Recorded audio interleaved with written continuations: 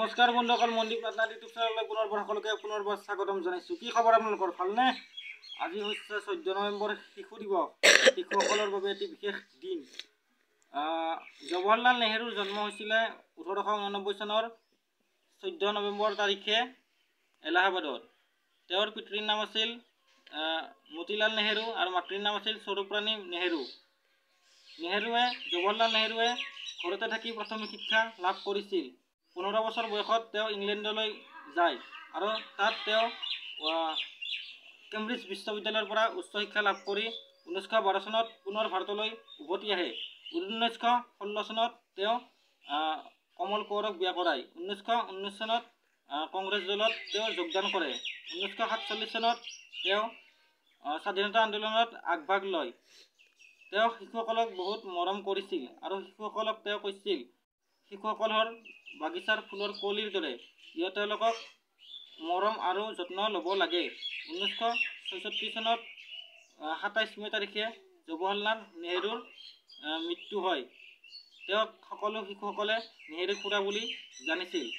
এইখিনিয়ে হৈছে জৱাহৰলাল নেহৰুৰ ওপৰত কিছু মই এটি সৰু ভিডিঅ' বনাইছোঁ। এইখিনিতে এটি কথা আপোনালোকক জনাবলৈ পাই সুখী হৈছোঁ।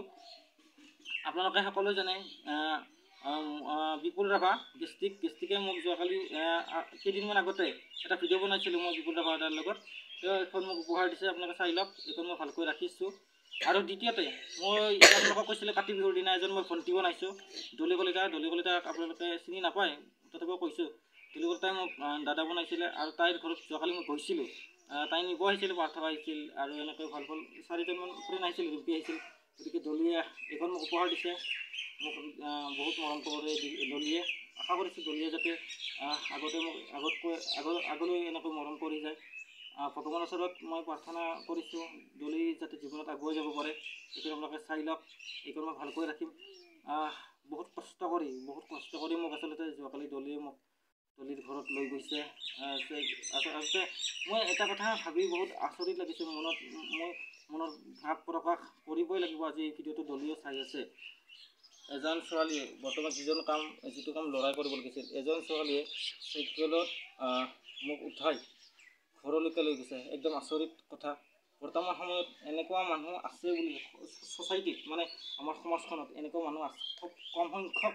আপুনি যদি চাই 100%ৰ খুব আপুনি 5% এনেকুৱা ধৰণৰ মানুহ লগ পাব। 95% আপোনাক কেতিয়াও সহায় কৰিব আগবাঢ়ি নাহে বা আপোনাক মৰম নকৰে। তো এইখিনিয়ে কথা। সেইকাৰণে মই বহুত এক্সাইটেড হৈছোঁ দলিৰ কাৰণে। তো আশা কৰিছোঁ দলি যাতে মোক আগলৈ মৰম কৰি যায়, দলি লাইফত আগুৱাই যাওক। তো এয়াই, দলিৰ পৰা বহুত মৰম পাইছোঁ।